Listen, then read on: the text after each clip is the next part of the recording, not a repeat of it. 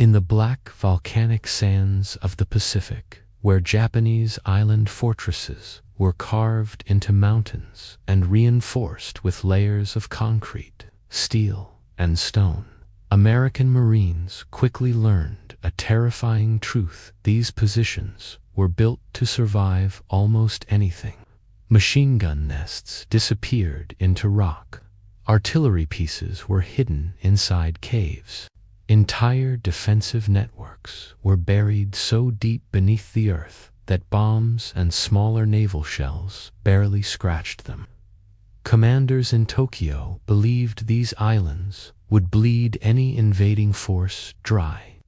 They were right until the horizon itself began to flash with a different kind of fire.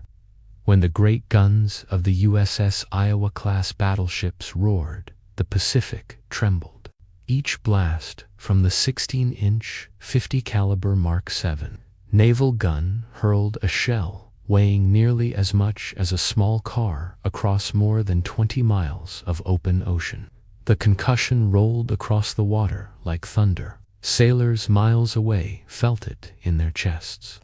On shore, Japanese defenders heard something even worse: the incoming shriek of 2,700 pounds of armor-piercing steel descending from the sky. These were not ordinary shells. Designed to punch through the armored belts of enemy battleships, they now slammed into ridgelines, bunkers, and fortified gun emplacements that had been engineered to resist siege. Concrete cracked. Cave entrances collapsed.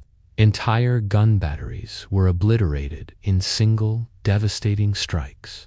What Japan had built as immovable island strongholds suddenly faced a weapon capable of reshaping terrain itself. By 1945, battles like the Battle of Iwo Jima and the Battle of Okinawa revealed just how formidable these fortresses were. Under commanders like Tadamichi Kuribayashi, defensive doctrine had shifted underground. Instead of defending the beaches, Japanese forces constructed vast tunnel systems and interlocking fields of fire hidden beneath the surface. Traditional pre-invasion bombardments, cruiser guns, destroyer fire, even aerial bombing often failed to destroy these deeply embedded defenses. American planners realized that something more was needed, something capable not just of suppressing positions, but of smashing them with overwhelming kinetic force. That answer lay in the 9 massive rifles mounted aboard each USS Missouri and her sister ship's guns, so powerful they had originally been built to duel enemy fleets at extreme range. Instead, they would be turned against mountains, cliffs, and concrete redoubts. This was the moment when industrial might, engineering precision, and raw explosive power converged into one of the most feared naval weapons of the Second World War. In this documentary, we explore how America's 16-inch naval guns became the hammer that battered Japan's island fortresses, why they outgunned nearly every defensive position they faced, and how the thunder of those battleship broadsides marked both the peak and the beginning of the end of the big gun era at sea. The 16-inch 50-caliber Mark VII naval gun was not designed with islands in mind. It was built for a different kind of war, the kind fought between steel giants trading broadsides across vast oceans. Mounted in 3 triple turrets aboard the USS Iowa-class battleships, each rifle stretched more than 60 feet in length and weighed over 100 tons. When fired, it unleashed a controlled explosion powerful enough to propel a 1,900-pound high-capacity shell or a 2,700-pound armor-piercing projectile over 20 miles. The shell traveled faster than the speed of sound, carrying such immense kinetic energy that it could punch through feet of hardened armor plate against stationary island fortifications. The effect was catastrophic. Each turret operated like a self-contained factory of destruction.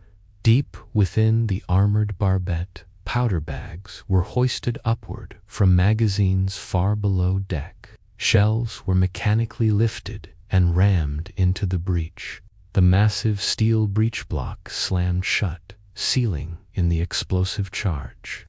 When the order came, electrical primers ignited 6 silk bags packed with propellant. The gun recoiled violently backward, hydraulic systems absorbing the shock before sliding it forward again, ready to fire within moments. A well-trained crew could maintain a steady rhythm, sending 9 enormous shells downrange in a single thunderous broadside. What made the Mark VII especially fearsome was not just its size, but its precision. Advanced fire control systems, radar ranging, and aerial spotters allowed battleships to strike targets beyond the horizon. They could stand miles offshore, invisible to defenders, and methodically dismantle artillery batteries, supply depots, and reinforced bunkers. Originally intended to defeat enemy fleets, the Mark VII instead became a siege engine of the C-1, capable of reshaping terrain and overwhelming defenses thought to be untouchable. Japanese island defenses in the final years of the Pacific War were masterpieces of engineering under pressure. Early defeats had taught harsh lessons, and commanders adapted quickly. Instead of concentrating forces along beaches, they moved inland and underground. On islands like Iwo Jima and Okinawa, entire networks of tunnels were carved into volcanic rock and limestone ridges. Artillery was hidden inside caves with steel doors. Machine gun nests were built into reverse slopes, invisible from the sea. Commanders such as Tadamichi Kuribayashi understood that survival depended on endurance, not visibility. Traditional naval bombardment often proved insufficient.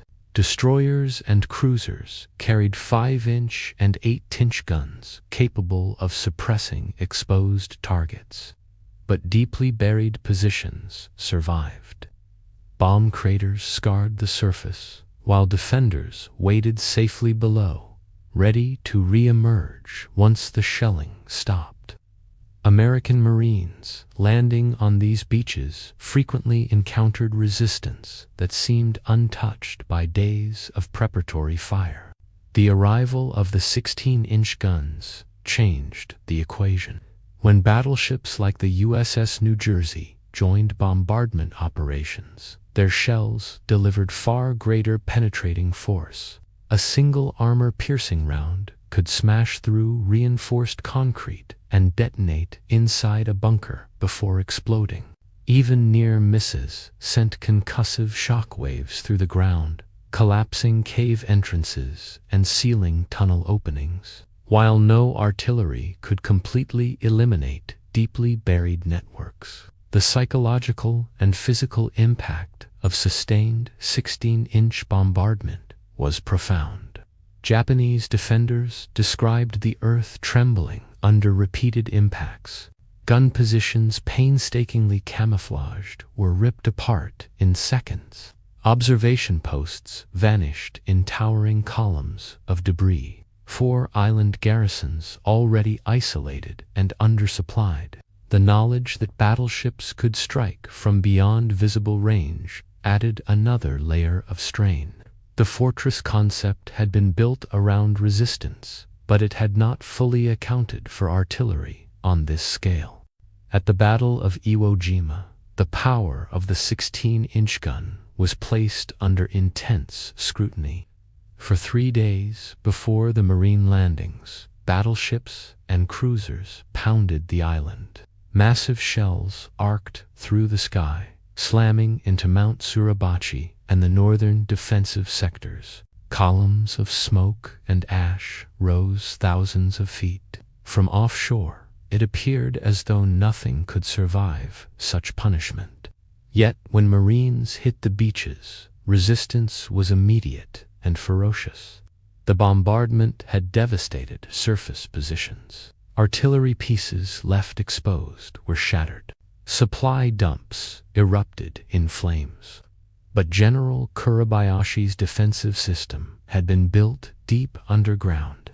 Many tunnel complexes remained intact. The lesson was sobering. Even the largest naval guns could not guarantee total destruction of fortified terrain. At the Battle of Okinawa, however, the 16-inch guns demonstrated their value in sustained operations. Rather than relying solely on pre-landing bombardment, battleships provided continuous fire support during the ground campaign. They targeted identified strongpoints, ridgelines, and artillery positions as Marines and Army units advanced. Spotter aircraft corrected fire in real time, allowing shells to be walked onto hidden emplacements. Sailors aboard the USS Wisconsin and her sister ships reported watching entire cliff faces crumble under repeated impacts. Troops ashore described the morale boost of hearing the distant thunder of battleship broadsides supporting their advance. While the guns did not end the fight quickly, they suppressed enemy artillery, disrupted counterattacks, and saved lives by neutralizing heavily defended zones that would have cost enormous casualties to assault directly. The effectiveness of the 16-inch naval gun rested on more than sheer explosive force. It was a combination of physics, technology, and industrial capacity. A 2,700-pound armor-piercing shell traveling at high velocity carried staggering kinetic energy. Even before detonation, its impact alone could fracture reinforced structures. When the delayed fuse triggered inside a bunker, the confined blast multiplied the devastation. Another advantage was plunging fire. At long range, shells followed a high arc, descending steeply onto targets. This trajectory allowed them to strike reverse-slope defenses that were shielded from flatter naval fire. Positions hidden behind hills or ridges were no longer safe simply because they could not be seen directly from offshore. Radar-directed fire control revolutionized accuracy. Battleships could engage targets beyond visual range, even at night or through smoke. Spotter planes transmitted corrections, tightening shell groupings onto precise coordinates. The result was methodical destruction rather than blind bombardment. Behind it all stood American industry. Shells, powder charges, replacement gunliners, everything required to sustain days of firing flowed steadily from factories to fleet supply ships. The United States possessed the logistical depth to maintain prolonged artillery duels across thousands of miles of ocean. Japanese island garrisons, cut off from reinforcement, could not match that scale. The Mark VII was not merely a weapon, it was the physical expression of an industrial nation, applying overwhelming material superiority to dismantle fortified resistance, piece by piece. Yet, even as the 16-inch guns demonstrated their dominance, the era they represented was nearing its twilight. Aircraft carriers had already proven decisive at sea. Air power could strike deeper inland and adapt more flexibly than even the largest naval rifles. Battleships increasingly found themselves assigned to shore bombardment and escort duties rather than fleet engagements. Still, their guns continued to thunder. The USS Missouri, whose decks would later host Japan's surrender ceremony, fired her massive rifles in support of operations across the Pacific. The symbolism was unmistakable. The same weapon designed to duel enemy battleships had instead battered the last fortified outposts of an empire. In later conflicts, the 16-inch guns would return to action, proving that heavy naval artillery retained value in coastal warfare. But technological evolution was relentless. Missiles, precision-guided munitions, and jet aircraft gradually replaced the need for massive gun turrets. Even so, the legacy of the Mark VII endures. It was the ultimate expression of battleship firepower, a weapon capable of reshaping landscapes and overwhelming some of the most formidable defensive systems of the Second World War. Japanese island fortresses were built to resist invasion through endurance and concealment. What they faced instead was a scale of concentrated naval artillery that few could have imagined. When those great guns fired, they did more than launch steel across the seas. They marked the final, thunderous chapter of the battleship age. In the end, the story of America's 16-inch naval guns is not just about firepower. It is about scale of industry, scale of engineering, scale of destruction. The island fortresses of the Pacific were built with absolute determination. Japanese planners carved command posts into solid rock, buried artillery behind layers of reinforced concrete, and constructed tunnel systems meant to outlast bombardment. They believed that if they could survive the storm from the sea, they could bleed any invasion dry. But when the great battleships moved into position and their massive rifles elevated toward the shore, the nature of that storm changed entirely. Each broadside, from ships like the USS Iowa and the USS Missouri, delivered not just explosives, but overwhelming kinetic force steel traveling at supersonic speed, capable of cracking bunkers, collapsing cave mouths, and tearing apart artillery that had taken months to emplace. And yet, even this immense power had its limits. Deep tunnel networks still required infantry to root them out. Victory still demanded boots on volcanic sand and brutal close-quarters fighting. The big guns could shatter fortifications, suppress defenses, and save lives by softening the battlefield, but they could not replace the human cost of invasion. In many ways, the thunder of those 16-inch rifles represented both the peak of battleship dominance and the beginning of its sunset. Air power and missiles would soon redefine naval warfare, pushing the era of the big gun into history. But for a brief, decisive window in 1945, when the Pacific War reached its most fortified strongholds, these naval guns stood as the most powerful artillery pieces ever mounted at sea. They outgunned island fortresses thought to be impregnable. They reshaped terrain from miles offshore, and when they fired, even mountains felt the impact.